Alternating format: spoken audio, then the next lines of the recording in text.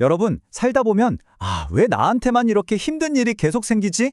이런 생각 한 번쯤 해보셨죠? 오늘 우리가 나눠볼 이야기는요. 바로 그 어려움의 진짜 원인이 어쩌면 우리가 전혀 생각지도 못했던 곳에 있다는 조금은 받아들이기 힘들지만 굉장히 강력한 관점에 대한 겁니다. 자, 모든 건 바로 이 질문 하나에서 시작돼요. 내가 겪는 이 어려움들, 이 근본적인 원인을 알고 이걸 넘어서려면 대체 어떻게 노력해야 할까? 오늘 이 시간을 통해서 이 질문에 대한 아주 명쾌하고 어쩌면 좀 충격적일 수도 있는 답을 한번 찾아가 보려고 합니다. 이 질문이 그냥 질문으로 끝나는 게 아니에요. 이걸 파고들다 보면 우리 개인의 성장과 고난에 대한 아주 깊은 철학으로 들어가는 문이 열리거든요. 자, 그럼 같이 한번 들어가 볼까요? 와, 근데 시작부터 아주 파격적입니다. 우리가 보통 좋은 거라고 생각하는 도움 있잖아요. 만약에 그 선의로 베푸는 도움이 사실은 상대방의 성장을 막는 독이 될 수도 있다면 여러분은 어떠실 것 같으세요? 이 주장은 바로 도움이라는 것 자체가 해로울 수 있다는 이야기예요. 이야, 표현이 정말 단호하죠? 명확한 이유 없는 도움은 독약이다. 이게 무슨 말이냐면요. 그 이유 없는 친절이 오히려 독이 된다는 거예요. 왜 그럴까요? 원본 자료에서는 이런 비유를 들어요. 예를 들어서 누군가에게 아무 이유 없이 계속 밥을 사주면 그 사람은 어떻게 될까요? 스스로 밥을 벌어야겠다는 생각이나 노력을 안 하게 되겠죠. 결국 그 착한 마음이, 그 선의가 상대방이 스스로 일어설 심, 그 성장 가능성을 갉아먹게 된다는 거죠. 그러니까 여기서 두 가지 도움을 확실하게 구분해야 하는 거예요. 한쪽은 그냥 생각 없이 주는 도움, 이건 결국 의존성만 키우고 성장을 가로막는 독이 되는 거고요. 반면에 다른 한쪽은 진짜 의미 있는 도움인데 이건 받는 사람이 스스로 노력해서 이 사람은 도움을 받을 자격이 있다 싶을 때 주어지는 진정한 성장의 발판이 되는 거죠. 핵심 키워드는 바로 명분, 그리고 노력입니다. 자, 그럼 이런 생각이 들죠? 외부에서 오는 도움이 오히려 함정이 될 수 있다면 도대체 우리가 겪는 이 어려움들은 어디서부터 오는 걸까요? 네, 다시 한번 이 근본적인 질문으로 돌아와 볼게요. 내 어려움의 진짜 원인은 대체 무엇인가? 이제 그 답을 찾기 위해서 시선을 바깥이 아니라 우리 자신, 바로 내 안의 가장 깊은 곳으로 돌려봐야 할 시간입니다. 원본 자료에서 지목하는 건 바로 이 네 가지예요. 바로 당신의 성격, 그리고 당신의 버릇과 습관, 또 당신의 잘못된 판단, 마지막으로 남 탓하는 경향. 핵심은 이거예요. 당신이 겪는 어려움들은 그냥 운이 나빠서 생기는 게 아니라는 겁니다.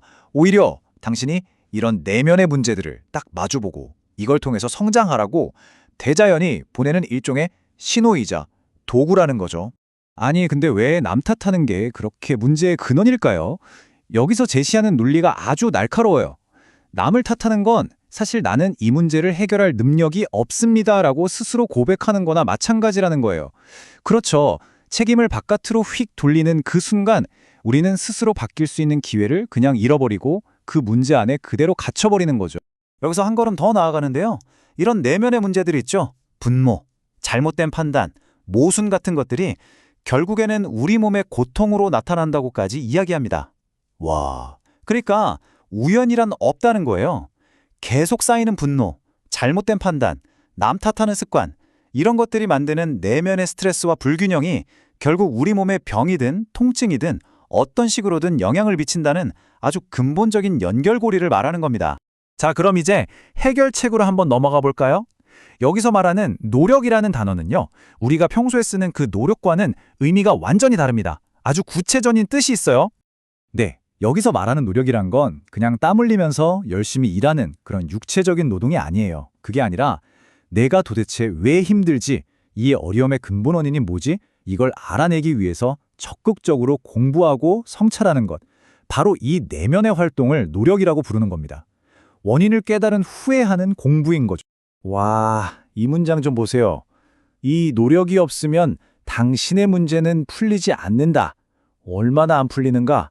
당신이 죽어도 풀리지 않는다. 정말 타협이 없죠? 이런 내적인 공부가 그냥 하면 좋은 선택사항이 아니라 얼마나 절대적으로 필요한지를 아주 강하게 이야기하는 대목입니다. 그리고 이게 바로 대자연의 유일한 법칙이라고까지 말합니다. 그러니까 자연이나 우주가 우리에게 그냥 공짜로 도움을 주는 게 아니라는 거예요. 오직 스스로를 알기 위해서, 이해하기 위해서 아까 말한 그 노력을 하는 사람한테만 길을 열어준다는 거죠. 도움은 그냥 비는 게 아니라 내 노력으로 끌어당기는 일종의 응답 같은 거랄까요? 자, 그럼 이렇게까지 노력하는 궁극적인 목표는 뭘까요? 그냥 지금 겪는 어려움 좀 극복하려고 하는 걸까요? 아니요, 그 이상을 이야기합니다. 심지어 조상을 기리는 방식에 대해서도 우리가 가진 생각을 완전히 뒤집어요. 우리가 흔히 하는 제사나 차례 같은 거요. 그런 행위는 근본적인 해결책이 아니라 그냥 일시적인 위안이나 형식일 뿐이라고 말해요. 왜냐하면 진짜 문제는 과거에 있는 게 아니거든요. 그리고 마침내 가장 깊고 중요한 결론에 도달합니다. 우리가 조상과 우리 가문을 위해서 할 수 있는 최고의 일, 가장 큰 효도는 바로 나 자신이 즐겁게 사는 거래요. 지금 내가 즐겁고 행복하게 사는 것, 바로 그게 과거 조상님들의 풀지 못한 한을 풀어주고 대대로 이어져 온 어떤 어려움의 고리를 끊어내는 유일한 길이라는 겁니다. 정말 대단한 관점이죠?